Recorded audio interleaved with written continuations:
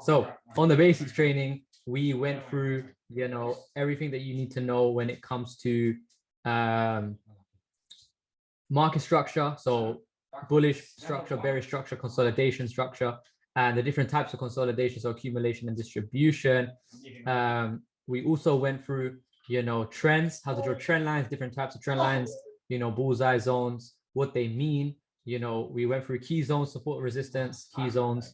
Went through Fibonacci in quite a lot of depth, how to utilize Fibonacci along with all the what's it called? With all of the confirmations, how to combine, you know, your confirmations, how to build confluence, how to use the different time frames to, you know, build your analysis. Okay.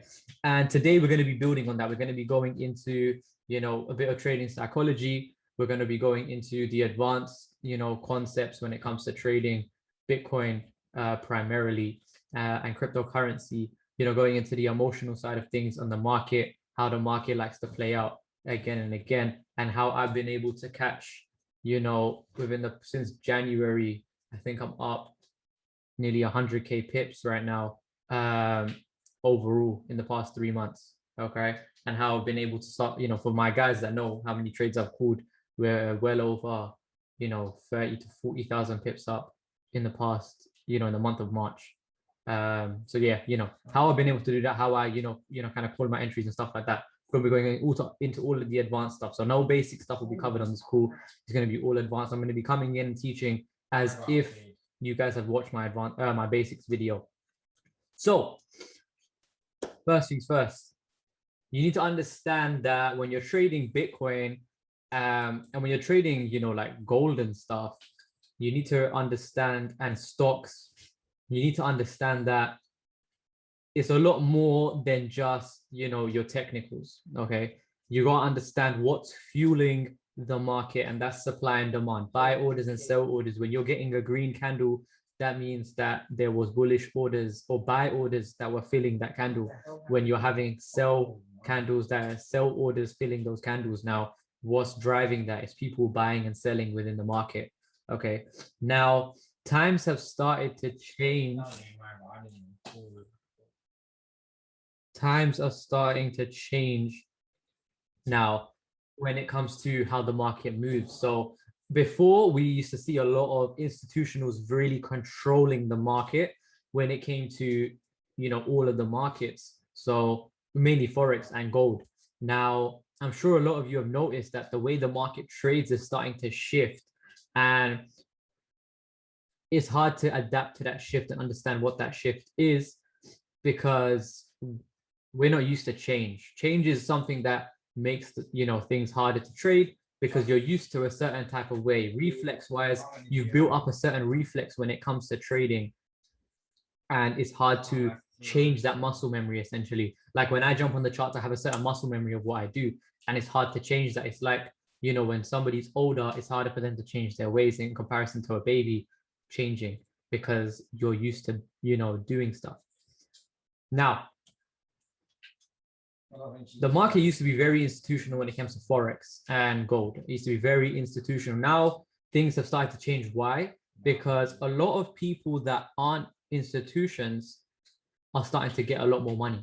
So we're starting to see a lot more multi-millionaires and billionaires that are trading in these markets that aren't institutions. Now these people are able to move the market. So even our educators that are trading with 8-figure accounts have the ability, when they drop 200 lots, 6, even 1,000 lots, they are able to move the markets. Okay. And having that influence in the market is changing the way that the market flows. And when it comes to what you're trading, you need to understand who's in control of that market. So when it comes to gold, we're seeing that there's a lot of hedge fund control in that market. Why? Because institutional market and institutional plays are starting to move elsewhere. We're starting to see institutions starting to play into the crypto market. So we're seeing less institutional players within the Forex market and gold market, and we're seeing more institutional players in the crypto market. And I'm going to go into what that means for the crypto market. But what that means for the Forex market and gold market, and what I've noticed is trading has become simpler in the sense that we can now use retail concepts because the people that are controlling that market and moving that market is starting to become more retail. So through me trading it institutionally, and it's not going as smooth as it used to, and certain things aren't playing out the same way, and realizing that, wow, it's just we had a trend line break and test, or we came to this key level and dropped, rather than coming to an institutional candle on order block. And I'm like, okay. However, then sometimes we'll come to an order block or whatever, and I'm seeing that depending on whatever, certain times and certain days, that yeah, we might be a little bit institutional, but we're starting to move into that retail cycle. And then what's going to also help you, when it comes to trading, is understanding the emotions within the market. So because every single person that's entering the market right now is a human being that's exhibiting emotions whilst they're trading. So what's going to be causing them to buy and sell, regardless of whatever their confluences may be and whatever their strategy they're trading, it all bogs down to emotions, and you need to understand that. Okay, so let me share my screen and let's get into this. So, holy schnizzle, Bitcoin took a very harsh dive. That is interesting.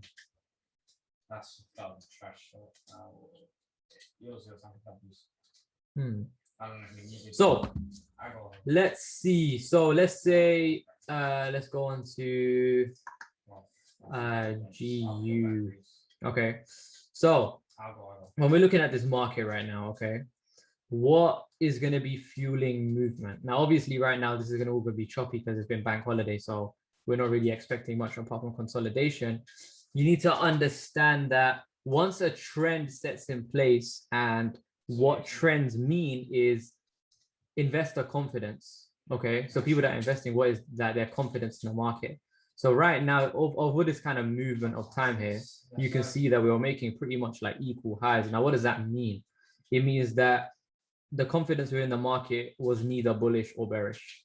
We're also seeing, consolidation. So we're seeing some sort of a Wyckoff schematic over here as well, which is going to lead us into, the next bigger movement or phase in the market. So what you got to understand is that what emotions are at play during this point of consolidation, and what are the emotions at play going to be here. Now, the market is going to essentially make his move at the maximum amount of loss for the most amount of people. So if you're trading smart money, you're talking about liquidity, okay? So maximum amount of loss for the most amount of people. Now, for example, if we zoom into this like last point here before the drop, you'll be able to see that we built up a lot of, sentiment here to move to the downside because of the struggle to break higher. So a lot of people right here would have been putting in sell orders. And then you can see how aggressively this market kind of swept up. So we're steady moving up, and then bang, bang, breaks those highs. So kicks out anybody whose stop losses were at break even, and anyone whose stop losses were kind of up to this point or even here. So generally speaking, if somebody's entering off these wicks, their stop loss will be around here-ish, around this level, maybe even here, but they got swiped in this candle. Okay, so maximum loss. Okay, so we're kicking out all the sellers that were here, and then after, what do? We drop down to kick out any buyers that were trying to buy up in here after we got this break and structure, or anybody that was trying to catch a a break and retest of here would have got swept out as well. Okay, so what you got to understand is, where is the maximum amount of loss going to occur, and how is that going to affect the sentiment of the market and the direction that it decides to play out of. Okay, so right now you can see we're starting to see some sort of bullish movement within the market, but in an overall bear market. So the question is, do we want to be buying this bear market? And the answer is no. Like, unless you're looking to swing position from a bottom or position trade, you wouldn't want to be buying in this bear market, because this looks like a seller's market. And one thing that I realized as well, which is crazy, is the Wall Street cheat sheet of emotions works on Forex. Okay. Now, I know you probably never heard this before, but keep this. We're starting to see, you know, we have this like steady sloping up. If we go on the hourly, you'll see, you know, that steady sloping up.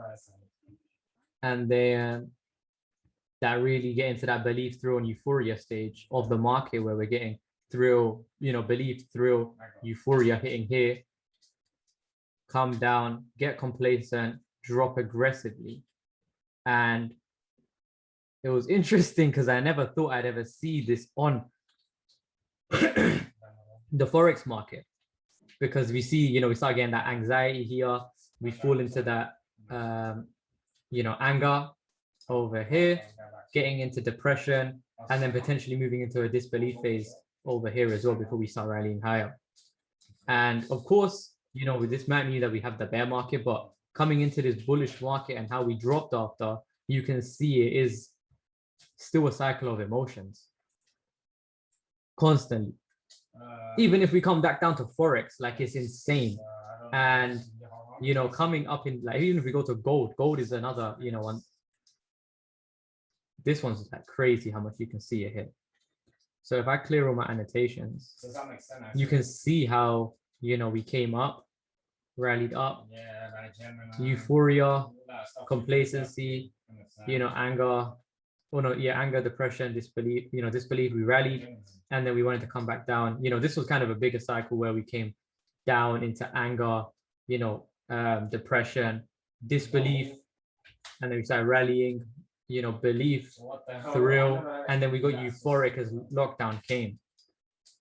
Okay, we got euphoric as lockdown came. Now we then came up, came down, complacent, dropping, and now we're starting to see that rally down.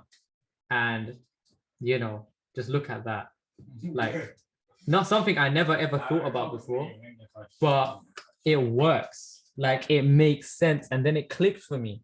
Every single market under the sun is simply going to exhibit the same emotions. Why? Because they're just traders. It's the same people trading in every market. And then bang. It's literally just like Bitcoin on a logarithmic scale.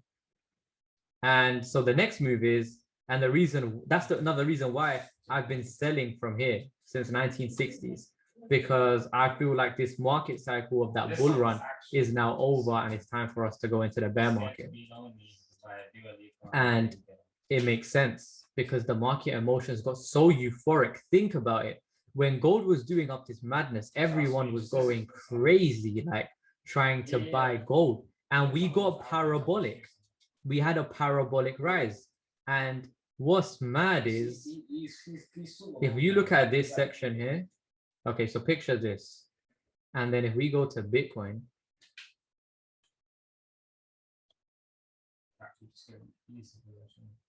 look at that. Same market of emotions. Everyone knows market. Bitcoin follows the market of emotions. We have this little consolidation, bang, and this little last small consolidation, and then we start getting really parabolic. Onto gold. Same thing. Have that little consolidation. We have this last little consolidation, parabolic, slow down, bang, bang, complacency. It's insane. It's just absolutely crazy how it's the same thing happening again and again. And when we get complacent, look, we come up, come down, wick really low, and then come back up. You know, gold. You know, we wick really hard down, and then bang. It's the same thing. And gold, I've realized, moves a lot more like Bitcoin because it uses the 50 EMA. We find support here, bounce off, support, you know, come rally through, bang, finds resistance. Upon it, rejects a resistance, falls down. It's crazy. And you got to understand that when you're trying to become a better trader, you need to realize that the emotions is what's driving the market. Forget whatever strategy that it is that you're trading. The bottom line is the emotions within the market is what's going to take us to those points. And there's no arguing with that. Now, the next thing is establishing, what kind of trader you want to be. Okay. Understanding what kind of trader you want to be. Well, actually, before we move on, does everybody understand what I just went through?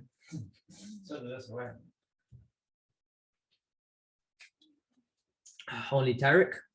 Drop some, ones or twos in the chat if you understand.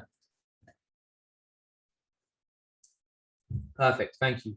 So moving on to, Bitcoin. See, when you want to move into becoming like an advanced trader, you got to realize that the best traders understand the basics down to a T. Okay. All the best traders understand the basics down to a T. And most of, trading is the basics. So any trader will come in and they'll identify the structure first. So they'll identify, right now we're seeing that bullish structure first. Any good trader will do that. So the next step here for right now for looking for entries is bullishness. So any trader would do that. So you got to realize that everyone here, you shouldn't be doing anything different. Now, if we go and try and find like a little bit of an emptier chart, what you want to do is when you're trying to come onto your trade, like looking at your trades, what I like to do is I'll start, because normally, you don't need to look at the highest time frame. I'll come on like the 4 hour and I'll establish, my market structure. Because once you understand your market structure, everything else is fine.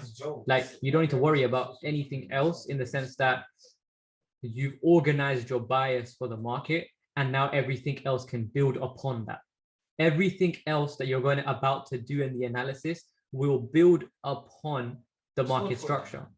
So building on the market structure here, I can now establish that this movement right here is reaccumulation rather than a distribution, because I understand that in the structure of this current market, we're going bullish. And that kind of hangs on to us creating this higher high.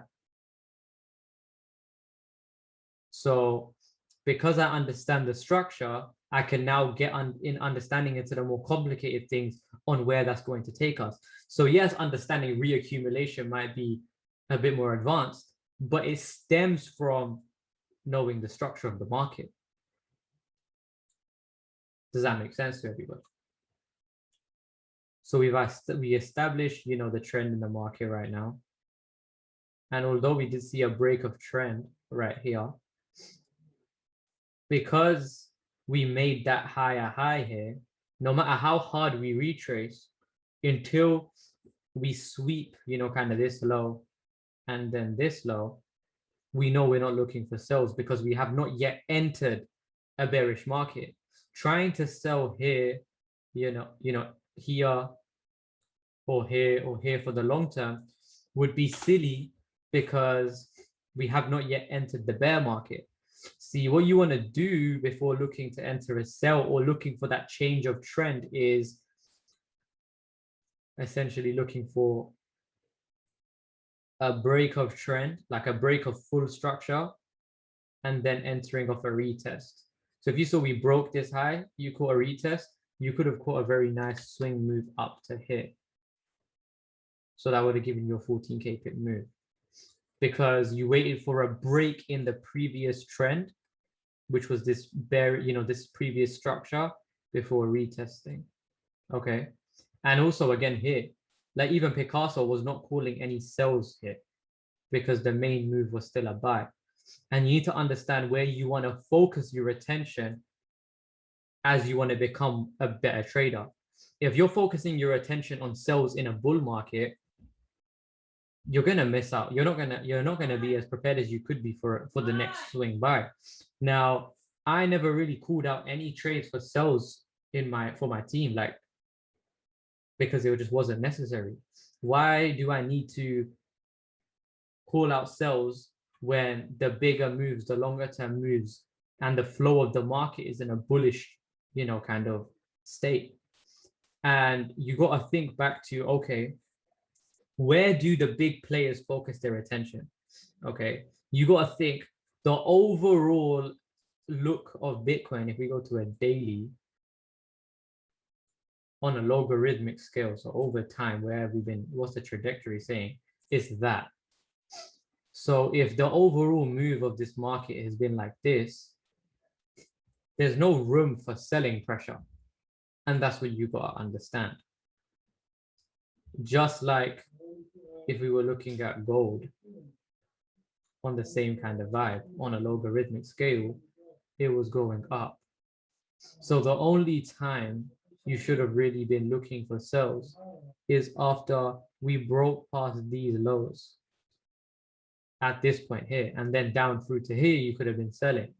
However, once we kind of got this spike up and we put in this higher low here, is that point where you should have started looking for buys again. And then there. And if you were constantly looking for buys and you spent all of your time looking for buys, you could have now jumped in there, or there was an opportunity to jump in there, opportunity for a retracement, jump in there, opportunity for a retracement to jump in there, and then at this low here as well, and through here, and all the way through up into this euphoric point as well. So you got to understand that knowing where, oh shit, I got rid of my sell entry.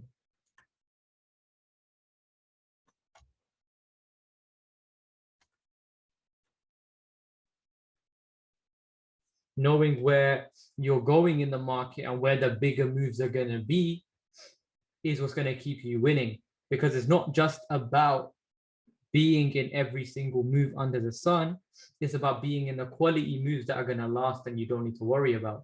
See, if I'm selling Bitcoin, I'm constantly worrying if I'm selling and it's about to rally, because all sell moves on Bitcoin are short lasting.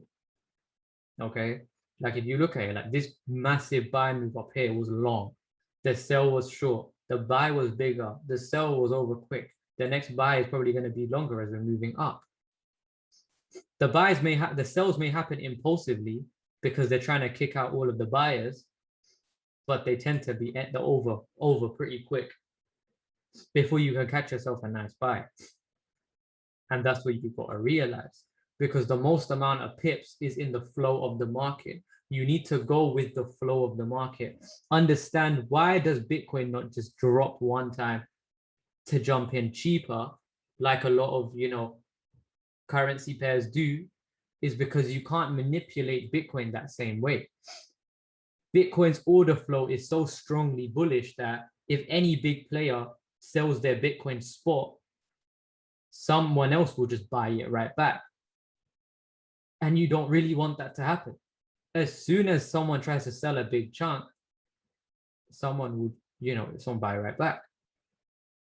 But when you buy a big chunk, it's a bit of a different story. We're going to be shooting the market back up.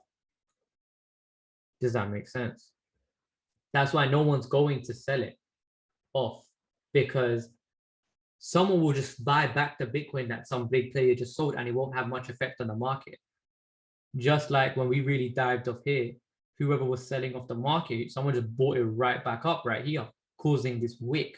That's what this wick was. Someone tried to sell it really hard down, and then whoever just bought it right back up, and they would have made a loss. Whoever was trying to sell the Bitcoin market would have taken a loss here, unless they bought back their own orders. Again, here, we really try to push down aggressively. The flow of the market is to the upside, and you need to understand that. If we look at, you know, the BLX, the Brave New Coin Liquid Index, the liquid index for Bitcoin, and we look at on a logarithmic scale. Oh, whoa. I almost went into some things that you're meant to see later. Okay, BLX, is there an empty chart for it? Perfect. 1 month.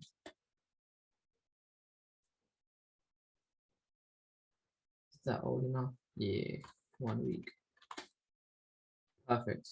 You look at Bitcoin overall from about, you know, it's not showing enough data.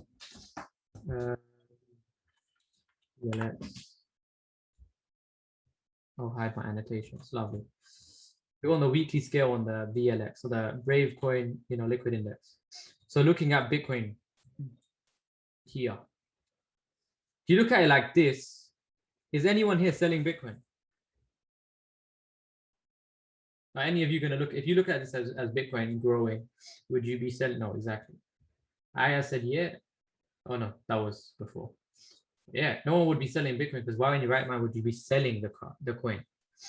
And you got to understand that if you got buys in here and here and here and understood and spend all your time understanding and trying to catch the massive buy, is where you'd see the most success, instead of trying to catch the sells that aren't as high confluence, because that's not the direction of the current trend.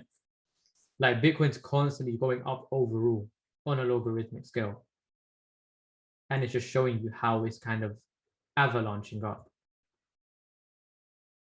And from this point here, we had about 854 days pass. Right now, we're just under 400 days. So we're halfway, in a sense, between getting to a euphoric stage. So if we've done all of this in this time, oh shit. So if we've done all of this in that little time, imagine what we're going to do in the next 400 days. So if you that's going to be taking us up to 150k on BLX.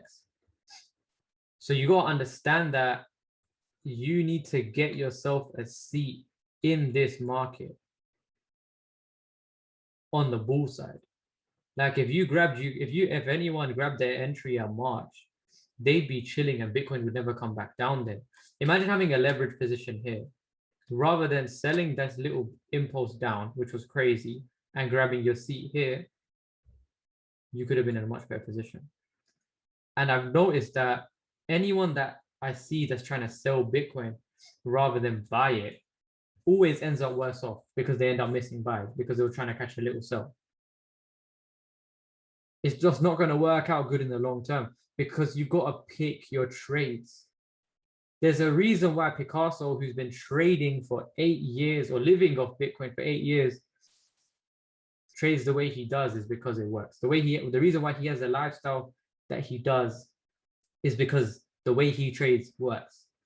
One main thing, if you guys want to trade Bitcoin, just watch Picasso. Trade the same way Picasso does. If Picasso starts trading harmonics tomorrow, all day, every day, I'm trading harmonics tomorrow, all day, every day. Because he's at a point in the market where he catches thousands and thousands of pips, and he's only looking for buys right now, because that's the most profitable move. That's the move with the most confluence. That's where we can use trend to support our entries on a higher time frame. So we have a lot more confluence. And that's what's important. Any trader will tell you confluence is a fundamental. So why would you sell in a bull market when the confluence is less? Now, going into how to really break down the market and catch your entries, it's understanding really understanding what's structure in an advanced way. So understanding where certain trends are going to take us and what you need to do when you jump on the market. So you need to understand all the opinions for the downside and how it's going to take them out. So right now, 60K has become a very major resistance level. Okay. It's become a very major resistance level. Now let's go to an empty chart.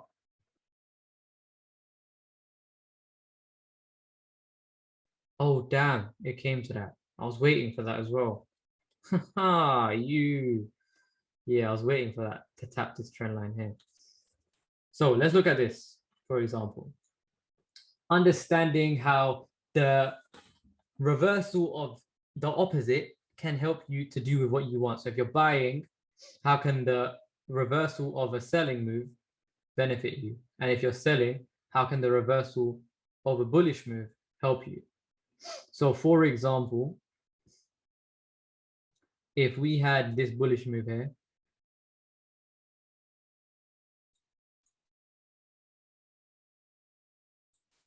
we should look at that. We had this trend of the bullish move, and as we broke it, we flipped it, and then you could have caught the entire sell down.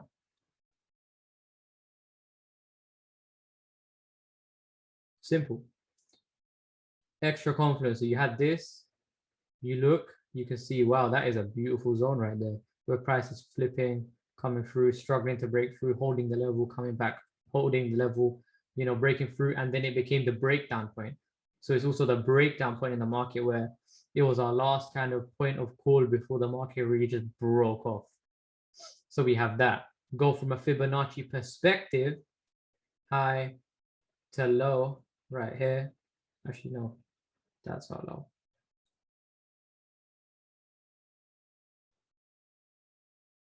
And you can see we come down up into perfect 71. So our supply zone right here.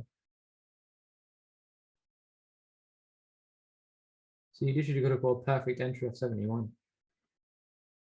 And that would have led you to the whole move. Like I said, using the breakdown of the upwards trend to catch you a sell entry. And that could have been a very profitable sell entry for you. 9,000 pips. So you got to understand that moving into being a better trader, understanding the advanced side of trading, and what that means is utilizing the opposite to benefit you. Why? Because people are going to be trying to sell it here and here because of how aggressively we dropped. But this is where you don't want to sell, because this is getting too easy to sell. This is where loads of people are selling. So it's going to aggressively just kick them out, which it did. It just exploded, kicked out all the sellers right to the point. So you don't want to be in there. And I didn't sell it in here. We caught buys here. We caught buys here. Why? Because when it gets, euphoric or, over to the downside, essentially. So if we turn the, the Wall Street cheat sheet upside down, this is kind of euphoria to the downside. And we get a reverse complacency. And then we drop or boot up in this sense. And you got to understand that you want to buy the fear, which is where this is getting fearful that we're going to drop. So you want to buy that until we get not so fearful. And then we get to a valid sell POI. So you could have had a POI here. So you could have sold it there potentially, or here. And both of them would have been valid. Why? Because I'm pretty sure 161.8 and 171. So yeah, this is in the middle of a fib level. So coming to that 71% or 78.6, I think this might have been 71 actually. Personally, I don't like 71. I've learned that Bitcoin doesn't really respect 71. So yeah, about 71%. Bitcoin, I've noticed that, when it comes to the HFT bots and stuff, they work on these kind of algorithms of Fibonacci levels. So understanding that these are your important fib levels in the market, you got your supply zone between 78.6 and 88.6. And you can clearly see that in the market here, where it's become quite a pivotal point in the market. So there is, a supply zone right there. Now we come tap that and then bang, 71%, not so much. Demand zone is where we got that breakdown right there. And then you can kind of see that we're not so institutional at this point either, because we've, essentially, if this was an institutional kind of play, if you look at volume right here, you can see that, well, one, there wasn't that much volume coming into the market to push this up. So this wick would have been misleading to the fact that a lot of selling orders came in there. And if this breakdown came from it, then this would be quite a strong, order block / institutional candle that would need mitigation. But in actual fact, we didn't really come into it like that. I mean, here we kind of came into the open, but I don't really like to look at things in an institutional way when it comes to Bitcoin. Reason being that if you've got the option to trade it simpler, but catch the same move, or advanced, what would you, or, a difficult way of trading, what would you pick? Simple or advanced, or simple or something a bit more difficult?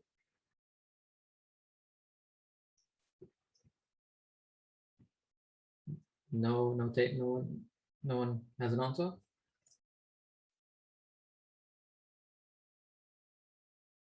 If you had a choice on how to trade, would you pick the harder way or the more simpler way?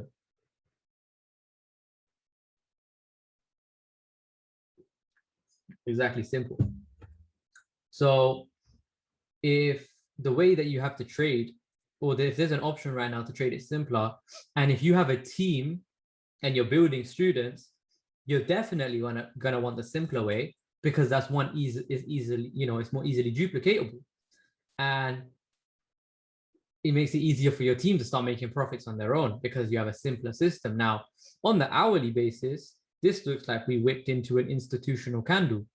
I see it as we've hit a very strong fib level and we've come to the resistance created by this candle and along this level, because you can see it's a support and resistance level. So why would I think about the institutions here? Because I'm going to look for mitigation or an imbalance fill of this candlestick, but really and truly, we're just going to tap, barely the open of it and come into this fib level, and I can just enter off the fib level and understand that the trend line meets that. Because if you're trading institutional, you're taking this trend line out of the picture.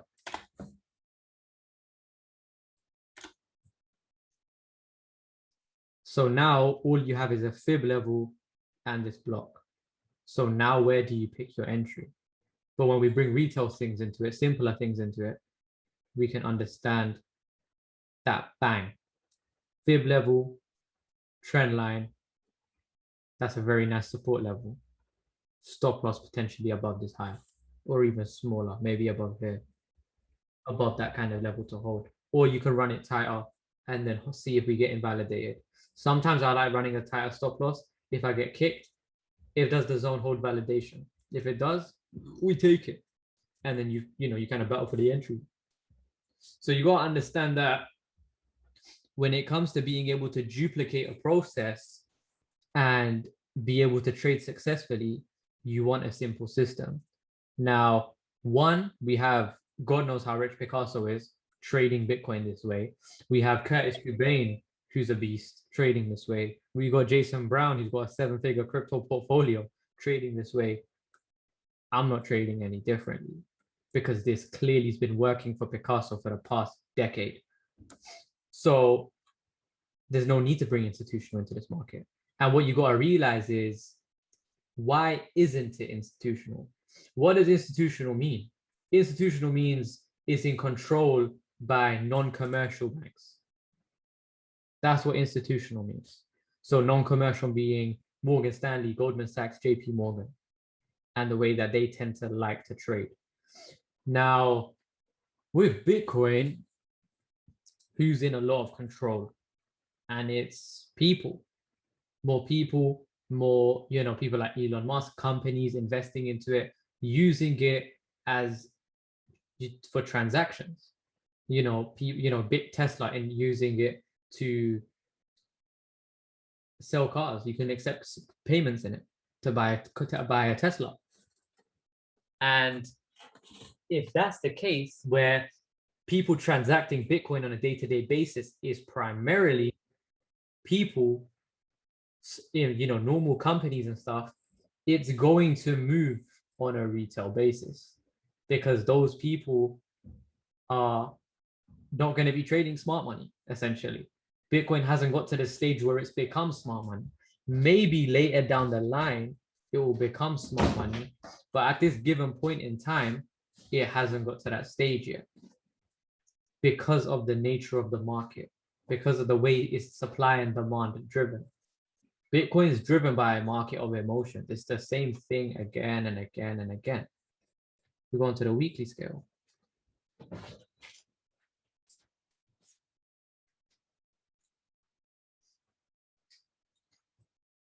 It's the same thing again and again.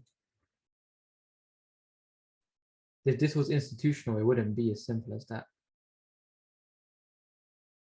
We got this kind of cycle, bang. This kind of cycle, bang. This kind of cycle, bang. If it was really just institutional plays, it wouldn't look like this.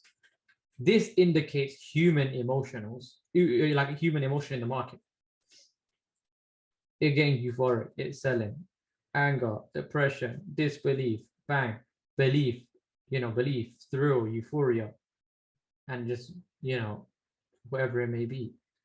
And we haven't even got to the euphoric stage yet, which is crazy. We're still in this kind of belief bit. Well, yeah, no, not even thrill. Still in that belief phase in the market. So if this is what the market looks like every couple of years where it's cycling, how could it be institutional? Because if it was institutional, it would be playing out a whole load different. Because they'd be taking out, it wouldn't be human emotions that would be controlling the market. It would be institutional plays. It would be liquidity snatches, mitigation, market moving, liquidity from one place to another. In this sense, it's just human emotions being repeated again and again, using the fear and greed to kick people out of the market, using just aggressive drops to kick people out of the market. Bitcoin doesn't really do liquidity snatches. It will just drop to kick people out. It will make people sell and then just turn around and go for a bull run. It will get very, very bearish on us and then start its bull run. And then the bull run won't look so tempting. And then it'll just go. And that's what you got to understand. It's just human emotions again and again. We're not looking at institutional plays just yet. Maybe later on, Bitcoin may change. I highly doubt it because of the nature of the coin. It's a network and technology. And when it comes to trading Bitcoin at a higher level, you just need to accept that. You won't be able to catch tens of thousands of pips every month until you accept that it's just a cycle of buying the fear and selling the greed, buying the dips and selling the breaks and structure and retests. You got to sell the highs and buy the lows when it comes to whichever market you're in. If you're in a bear market, when we enter the bear market, there'll be times for selling Bitcoin because that will be the main move. You just got to understand what structure you're in and just follow that. Because then if you was trading Bitcoin and you I caught the swing up to here, then I caught a swing up here and then here. Now, if you were up like this and I had I think if you guys see my Instagram, so you saw I would have millions of entries. So if you caught this up with re-entries and you didn't bother trying to sell anything because we had imbalances down here, or there was trendline liquidity building up, or wherever it may be, or there was divergence, here, where we were making lower highs here, but in real fact, we were making higher highs and all of that other shit. So here we have a higher high, but here we have lower highs. All of these extra things don't mean nothing. They're useless to Bitcoin in expansion. And if you try and waste your time looking at this, that, and the third, you're going to miss the most basic things out there, where we just had an accumulation with uprise. We had reaccumulation happening here, and then we had the expansion. That's all it was, really simple. We don't need to go into depth into what type of reaccumulation it was. You can break it down to the lower time frame, understand when it's time to buy. And the best time to buy would have been when we got the break and boom. And you could have been buying all along here. If you just drew yourself a little trend line, you could have understood when to buy. We dipped below the trend line, we held it, came down, tap, tap. You could have known when to buy. You could have bought again here and here, would have stopped out. Even if you let it come down here, hold, buy, went up after, never came back down. Came down to this point to touch it, your entry would have been clear in the trend line. Again, here, if you caught this retracement, I'm pretty sure it was 38.2 when I caught it. Yeah, 38.2. Still held, we held 38.2 on the 4 hour. I jumped in, that was one of my re-entries. And then I stacked again here and here. Because all I did was I kept it simple. Looked on a higher time frame, understood, cool, we're in expansion now, baby. We're gone. Simple, let's bank. So cool. We found this 38.2. We're holding it. Lovely. We come up, made the higher high. Perfect. We're not going to come down now. Next thing, cool. We attached this again. We're setting a trend line now. I didn't enter here. We came down to that trend line again. I jumped in. Came down to that trend line again. I jumped in. And then we went. And then I closed at about 56 here. Yeah, right here. This is where I closed. And then I didn't care about this drop because I already 10x the account. So if you understand that, cool, this is this, I stay out of this. We catch this, I stay out of this. We catch this, I stay out of the little bear moves. Then not only are you safe because you're moving with the flow of the market, you're also consistently profitable because you're giving yourself breaks to cool down. Because you're having so much more preparation time for all of your buys. That's why, ask anyone in the team, I rarely take any losses. Not in an arrogant way, because it's just facts. Like, it's just that's how, because this is the strategy that I use to trade, and it just simply works, because where the effort goes is the most important thing. My effort goes to finding quality setups in one direction until the market shows me otherwise. I always tell my guys, like Saeed can vouch for this. The other time he came to my house to get help with trading, I said, let the market set up for you. Don't try catch no knives. Don't go against the market flow. Let the market simply come to you. Let it fall into your hands, and you just go and run with it. Simple as that. Let the market just fall into your hands and just take it and run away. Because that's what you need to do. There's nothing more that you need to do other than that. You catch all the buys up on Bitcoin, or catch the sell. Let's talk about the sell on gold. The sell on gold again. Talking quite a lot about Bitcoin. Let's talk about the sell on gold. Understanding that I kept trying to buy gold until I got confirmation that we were going down. And we go back to here. Up until this point, I was buying gold. Up until, all of this trading range, I was buying gold. I was catching the buys, and then I was failing all of these buys. So then I tried buying, here or along here, kept failing. Buys were failing. And then once we got this here and this drop, we confirmed the buy, and then we came up to here, and then we caught, the sell. But until that point, I was holding my bias throughout here with my buy, because the market had not shown itself to me for the sell. So I missed this sell. I missed this whole move here. All of this, missed the whole thing. I missed the sell from here. Oh shit, magnet tool's on now. I missed the sell from here, the sell from here, the sell from here, because I let the market show itself to me. I missed all of those moves, every single one. I was waiting for market to come here and make that lower high fully before I would look to sell. Like, I just deleted that. If we undo, I just deleted that rectangle, because before I used to have dark chart on, but that was where I was looking to sell. And I waited for market to show itself to me before I call myself from here. Because when market shows itself to you, you're in the clear. Because since that point, market has not come back to entry. See, if you entered here, here, here, you had market kind of come up, make a new candle come up. You had market, waffle about here, 3 candles worth of wicking into that level. All of this shenanigans were making equal highs. Then you have price come back to it again. But when you let market show itself with this, put in that lower high, we never come back.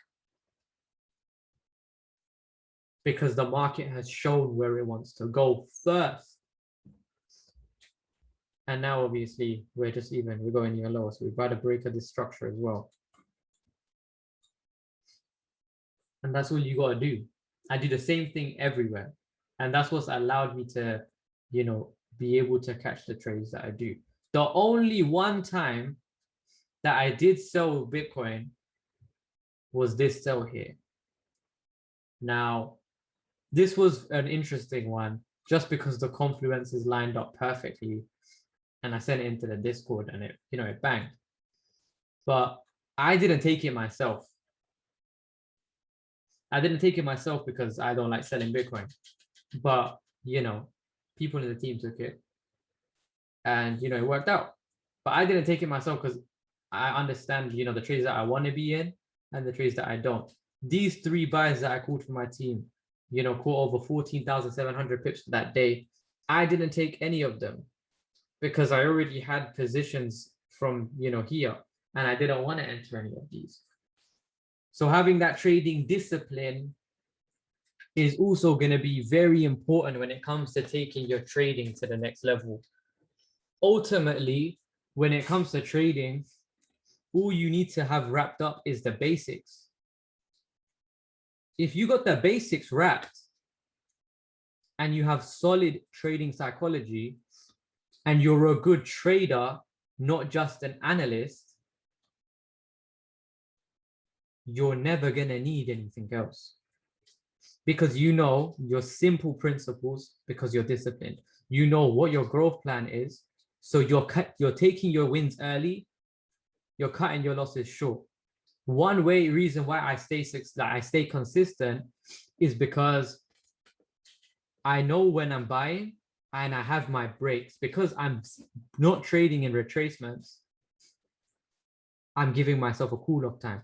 When you keep winning and winning and winning, you're gonna have a loss to balance things out. If you're winning, taking a break, and then you come back, you can keep winning, taking a break, winning, taking a break, because you're cutting your losses. When you're taking your profits, you're getting yourself out before it gets too late.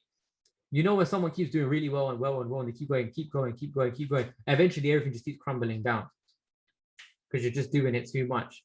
But when you're trading, you're buying up the movement up on Bitcoin, you're letting the sell downs happen, and you watch them happen. You can now, from a bias of, I didn't give a shit if I was in that market, I didn't want to be, with no emotion, you're now going in to look for that buy. You're letting the market show itself. You're studying the market on the way down. You now build a solid case for your buy entry. And then you can now buy the fear. You sell the greed and you bought the fear, and you did nothing in between. So you close your trades at greed and you bought them back when everyone was looking to sell it. When my team told me that Bitcoin looking very bearish, or anyone says to me that it's going to drop, I start looking for buys again.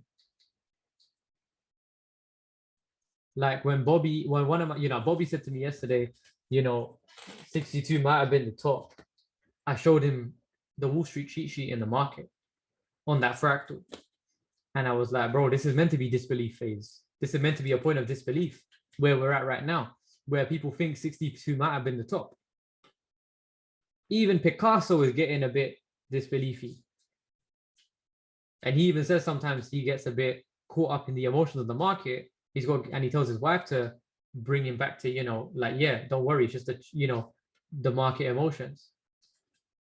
Because humans will exhibit all of the same emotions because we're human.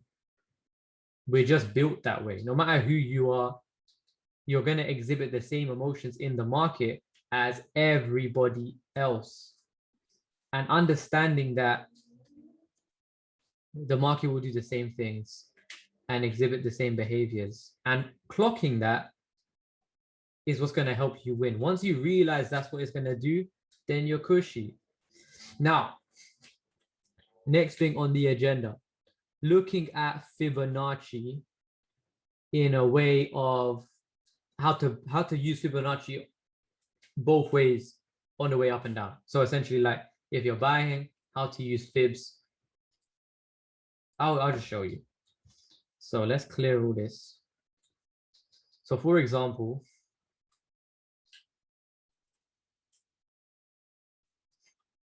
if we are showing you, so look, so if we're looking, we call our buy entry here, right? So let's say we call our buy entry here. So fibs here, perfect. So we call our buy entry right there. So we came down 61.8 perfectly. Okay. Now, if we then saw, okay, we've made our low and we've gone up quite a bit, we draw our fibs.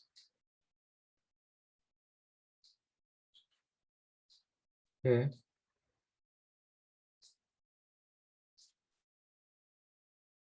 And I move this to the right. Perfect. So now we can establish areas of where it's going to be difficult for price to break through. Okay. So on the right-hand side is the selling fib. On the left-hand side is the buying fib. So we used our Fibonacci to find our buy entry in my sweet spot zone. Now we can see now we came back through and we found support on the 38.2 level. And then we struggled to break through 50%. And then we found support on 61.8, which is another level that which is the level that we bought at. We flipped 61.8 on the sell side to support. Then we're struggling now to come through what? Our strongest level, our demand zone. So now once we break through, so look, we struggled for 78.6. We come today, tap 83.5, and we're struggling again. So you can utilize Fibonacci to find your entry and to find areas where you can look for the re-entry. So what you could have done, so we get rid of the buying fib now. So we call our entry of 61.8. This was 61.8 on the fib before over here. Now, we really zoom into this. You could have been like, okay, we hit 78.6. I can look for a re-entry now. Catch the re-entry of holding 61.8 again. Look, come 61.8. And then what you can do is, you know, fibs again within the fib. All right, cool. Boom, 50% entry. Like you can use fibs to just really bounce the market about. You caught your fib, you used your fib to catch your buy. Now you understand, cool, re-entry. Once we gain back 38.2, flip to support, entry, come up, gain 50%, test average, entry, come back, flip 61.8, entry. And now moving up to here, you've got an entry here giving you about 800 pips plus, you know, 500 pips, which is about 1,300, and then 223. And then if you carried on holding it, yeah, you might have got tapped out at break even from one entry, but you have these two entries here that are still running. Because you understand how we're moving the fib. So although this is a seller's fib, looking for sell areas, if we turn these levels into support rather than resistance, then we're good to go. And then you obviously go down to the lower timeframes to find your entry. Now, along here, I'm assuming we had a nice little trend going. Somewhat. But yeah, we did. I mean, we held that trend even on this wick down. We didn't close below. We held it. And then I think we flipped it right here. We flipped it into resistance. And we're still holding it till now. So that's why we're kind of struggling right now. It's because we have this little trend right here where we were holding it the whole way up onto this candle here, holding it through this wick, coming through, breaking through here on the downside, flipping it into resistance, holding it as resistance and dropping off. So you got to understand why market's struggling. See, a lot of everyone keeps saying like, oh, why is Bitcoin being so choppy? Why is it not moving? This, that. But you got to understand why. Why is it being choppy? It's not because it's bank holiday or whatever. It's still been moving quite fast for a bank holiday. It's because we're struggling to break through a strong level of supply. We're at a supply level, so it's going to struggle to break through. Once we break and test and hold this level, then yeah, it's gonna be looking good. So if we, you know, broke this level here and we held this level as support there, so and this red candle didn't happen and we just turned up, then that would have made sense for a re-entry. But instead we didn't get that. We had a breakdown. So now I'm gonna look for this 4-hour candle to close bullish because we did open bearish. So if we flip and hold as a bullish candle, that's going to be a good sign that we're going to see an upwards move. But what I'm really seeing right now is you know, reaccumulation with uprise right here. So we got uprise creek. We've had our wick down now to here. And now we're going to see the expansion.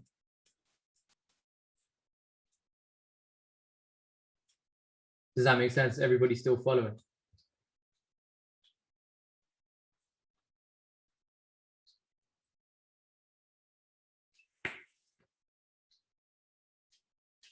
Perfect, perfect, perfect. Now, that's how you how I personally like to use fibs when I'm trying to gain back, you know, trying to, look for potential entries, is I'm using fibs on the downside and the upside. So I'm looking fibs to catch an entry up, and I'm looking at it to hold as a level below. So you can see here, look, how we broke through 38.2, struggled to break through 50, found support on 38.2 perfectly before expanding. And when we found support on 38.2, we found resistance, we broke through it straight.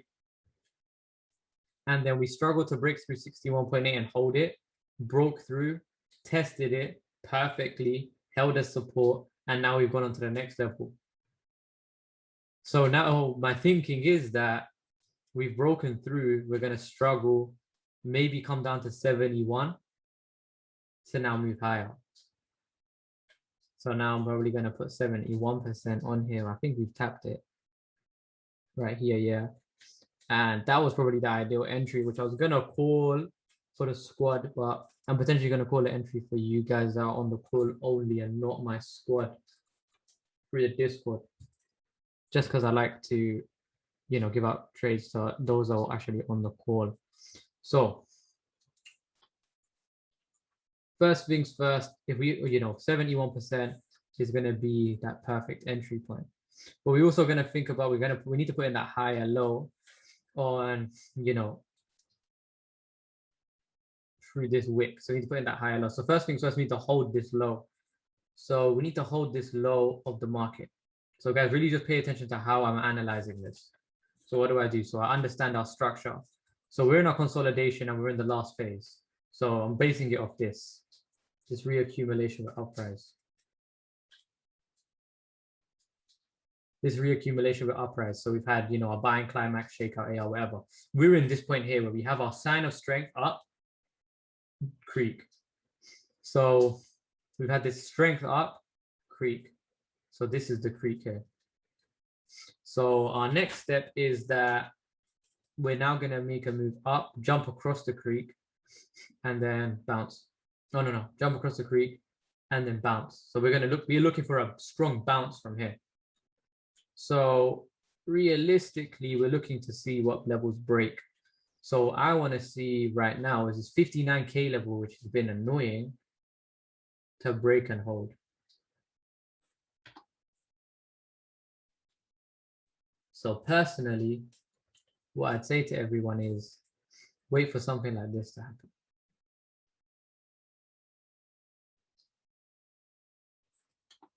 So that's my analysis right now.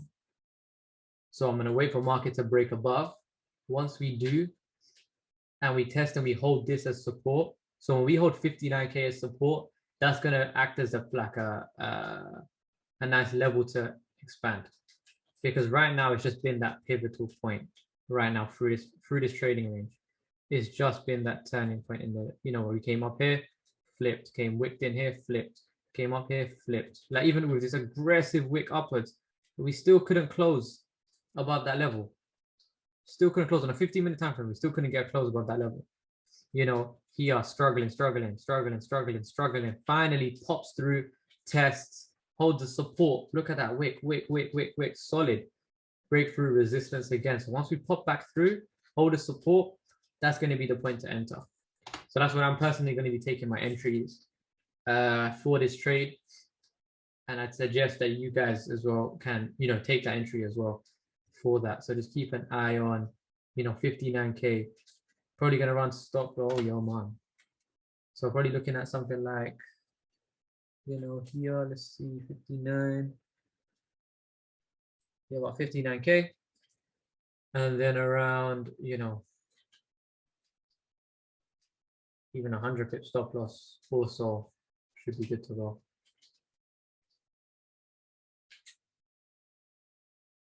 Yeah, about 100 pip stop loss.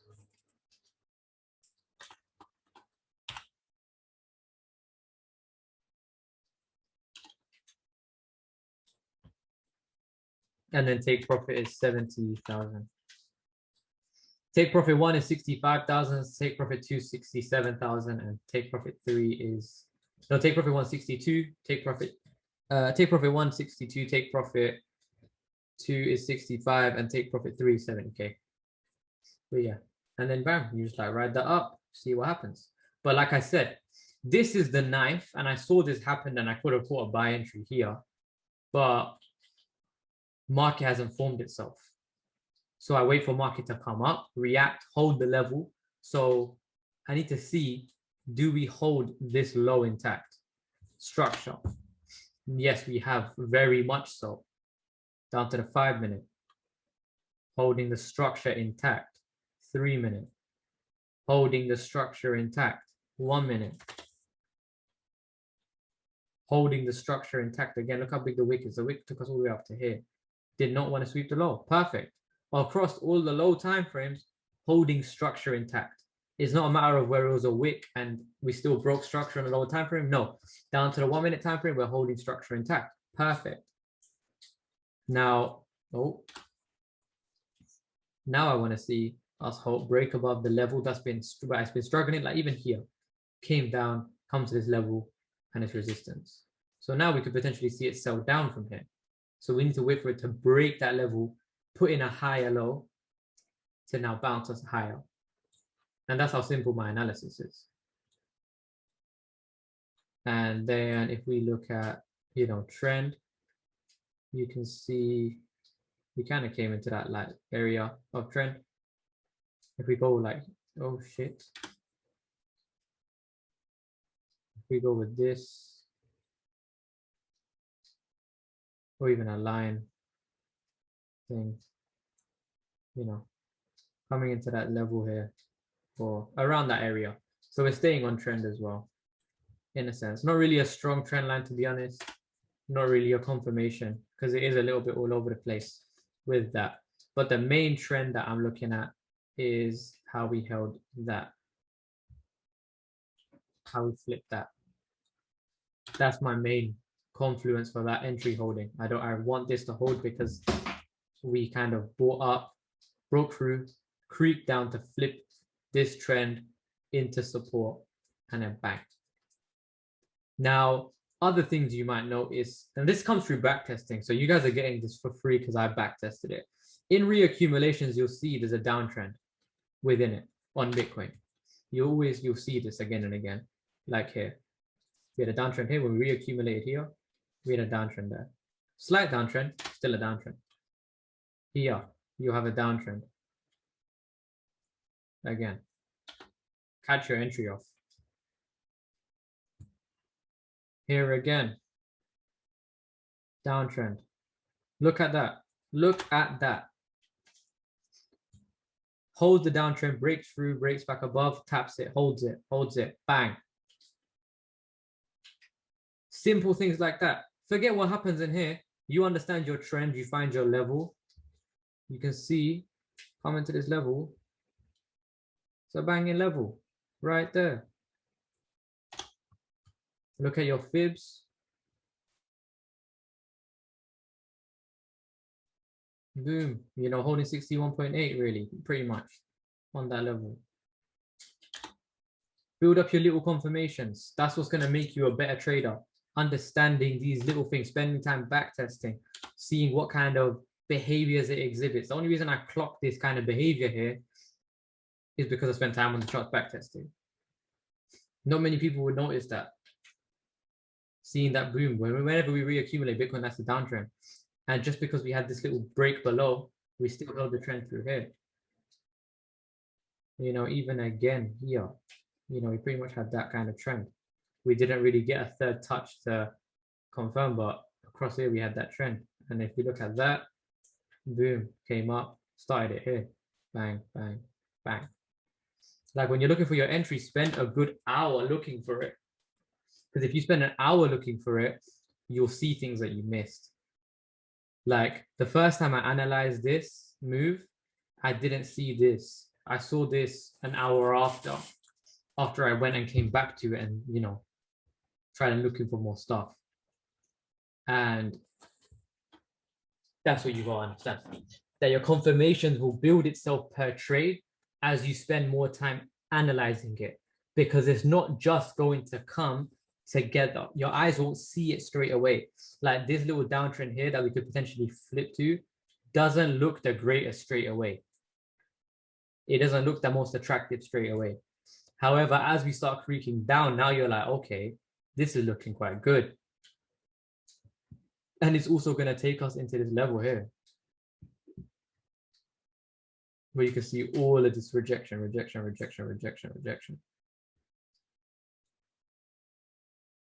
Get the fibs out. Comes down into that demand zone. Perfect. Another confirmation. So you can really build your confirmations, guys.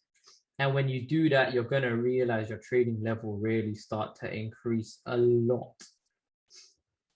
Because you're only trading with high confluence. I didn't trade any of this chop. Why? Because there was no need to. I called a trade like here yesterday because we were coming to the end of the chop. And as I called it, we exploded. Then we caught a re-entry here, which then banged, you know, didn't work out longer term, but we only hit break evens because we were in good profit. By the time we do jump in, look for explosion.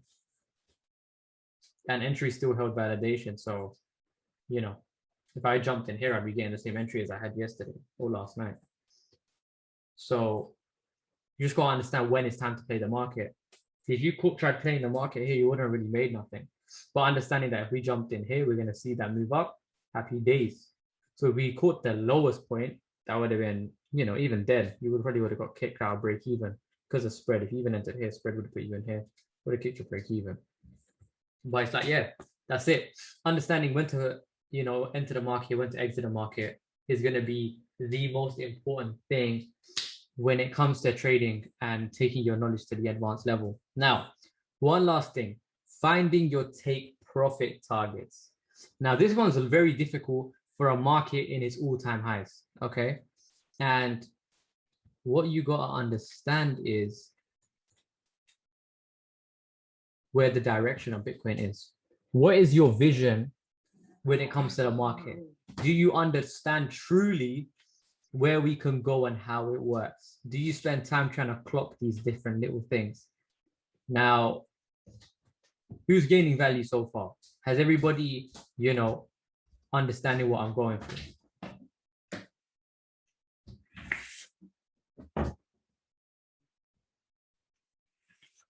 Perfect. So, moving on to some of the real source. See, certain things like this, right? Looking at the liquid index for Bitcoin, looking into these different things, seeing Picasso go through it once, start checking it out. Now, if we go on a logarithmic and auto, there we go. You can see, okay, cool. What's this? We got a trend line fib on a logarithmic scale as well. And if we just get my magnet tool, just make sure that's adjusted correctly. Oh no. Oh no.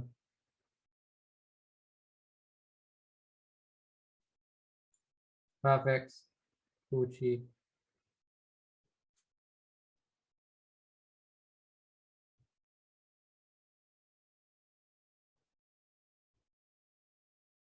Perfect. Now, we look once upon a time, Bitcoin made a low, okay? And Bitcoin then made a high. Now we're using a trend line fib to identify where that trend, you know, within this kind of movement is. So we can understand the trend behind it. So overall from low to high, swing low to swing high. And this is in, you know, the fib levels throughout it. So once is also, you can see, look, we come above 38.2 on the liquid index and we find support. We come above, find support on 50%. Okay, so using this, you can understand, interpret turning points within the market. So you could have caught, looking for buys here. So at this point in time on Bitcoin, we could have looked for buys and then looked to take our profits at 50% before looking for another buy here. You see that? So I can take my money out here, wait through all of this before we can jump in near here. And then again.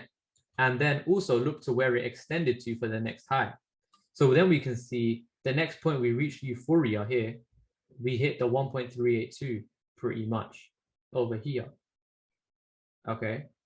And then we do the same thing again. You can see 38.2 breaks through, wicks down, finds support here. And obviously we're on the minimum of the daily. So we found support there, 38.2. We break above, find support on 50% again. Whereas when we will be looking for our next swing buys on Bitcoin and then take us up to 100% again. Because last time, after we found 50% support, we rallied up to the highs. Are you seeing this right now? We rallied up to the highs from here. We never came back. It was this is when we started getting very parabolic. And then if again, what happens? We come to 1.382 like we did here, and we find our peak point right here, just above 1.382 again. So that's twice now.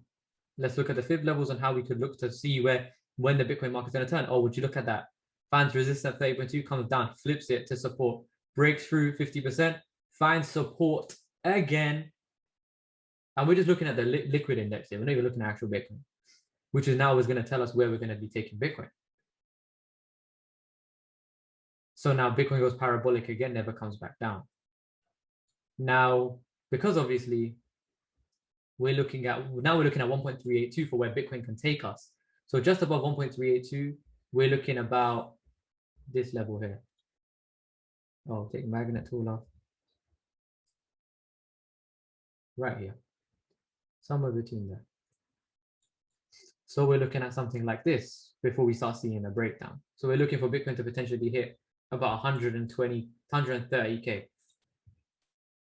And that's how you can find long-term targets. Because if you want to make some serious flips in Bitcoin, and when it comes to investing and exchange trading, understand where the markets like to move. Now, I'm assuming, what do you guys think of that?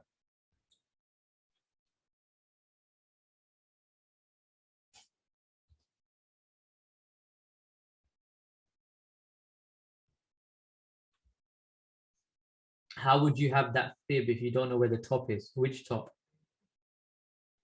Unmute yourself. How would you be able to draw that fib, like if the chart hasn't formed already? Which or were you, well, to begin with, were you just using it to show that it doesn't come back below the 0.382? Top. This is the bottom. That was the top, the one. Then we so you draw that fib after it happened? Yeah, of course. Okay. So I haven't been trading Bitcoin for that long, bro. All of this is done within the last week. Okay. So now I've established the trends and the way that you moved through this, the levels we found of support, and now I've established obviously how we're continuing to move. All right, I see. Now what we can do is see, okay, we put in our low here, and if we follow the same kind of move, where is it?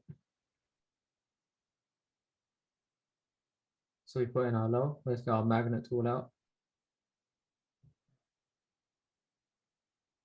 And then unmagnet. So looking at something like this maybe. And then we pull it down. For the same kind of general direction, we can then see, perfect. Let's see what happens over here. Now we can see we came above 38 point, and obviously what you got to take into account is Bitcoin sped up. It's twice as fast as it used to be. So all of this down movement was a lot shorter, and all of this impulse has become quicker. So all of this has become shorter, and all the fractals that we've been playing off have sped up twice as fast. So now we need to go to the 12-hour time frame, which we can't on this index. The lowest time frame is the daily. So if we look at all the fib levels now and see, okay, did we break and test? Break this down, this would have been 4 candles each. Look, we broke above, found support on there. And if we look at 50%, which is here, we broke above, found support again. And then we haven't been back to that level since, so 50% is about here. So we're not looking for price to come back to this point. So since January, really and truly. And now we still got all of this room to go. So unless the Bitcoin liquid index, when it's coming towards the 78.6, starts to shrink, which if we look back in time now, it hasn't done, 78.6. Oh, would you look at that? We came to that level again and we dropped off. What happened here in present time? We came to 78.6 and we found quite a big drop off and came back to average, came back to EMA. And after that is when we got parabolic. So this is where we should be looking for swings to potentially 125K. Interesting. So now potentially the re-entry I can call, I could say TP is 125K, or maybe even keep it safe, 120, yeah, 122K, 120K. Because look where we're at in the liquid index.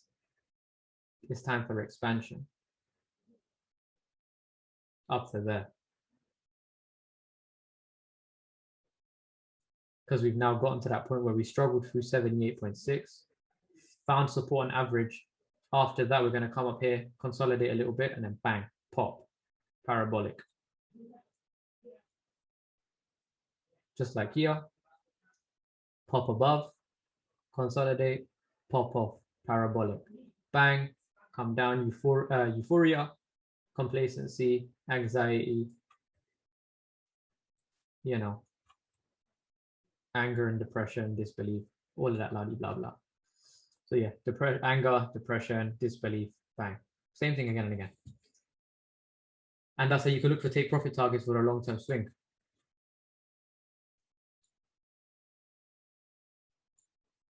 Just by using that. And then you can go with between that. So we can look at anything between as well. So for shorter terms, if you're scalping, then you're not really going to be scalping at all-time highs. You're going to be scalping when structure's made. So you're looking at 100, 500 pips to 1,000 pip moves. That's just looking at key zones and fib levels, really. Then another way is using fib extensions.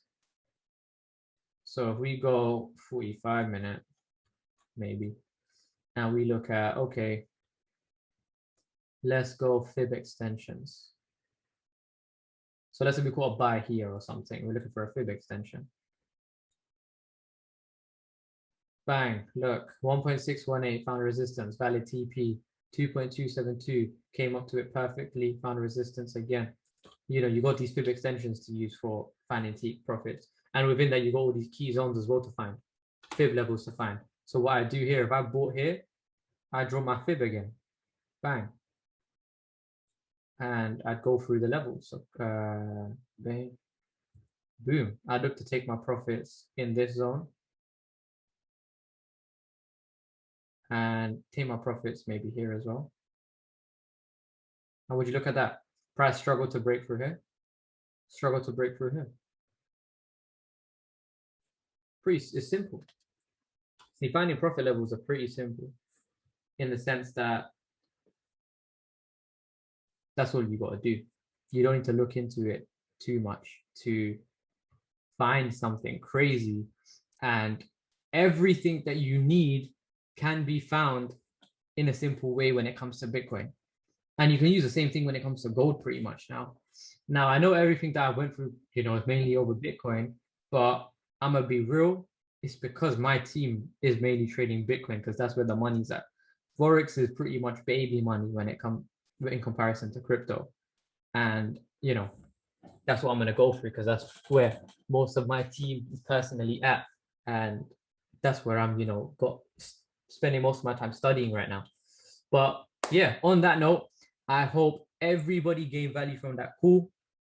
You know, if you gained value, you know, drop a little 5 in the chat so I can see if, you know, who gained value. And if anybody has any questions, feel free to drop them in the chat as well, and I'll go through and I'll take questions.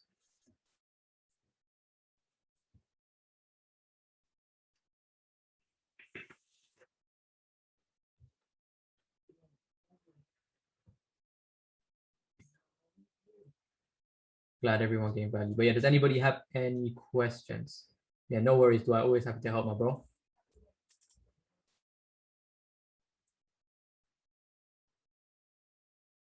I'll take that as no questions. So I'm going to end the recording here. And this recording will be available on YouTube either tonight or tomorrow. And also we got late nights with Da Vinci as well at 10:30 p.m. UK, 5:30 p.m. Eastern time tonight. And that's also going to be on YouTube after as well. Most of the calls that I do get posted to YouTube within the next 24 hours. So you don't, if you miss a call, no worries.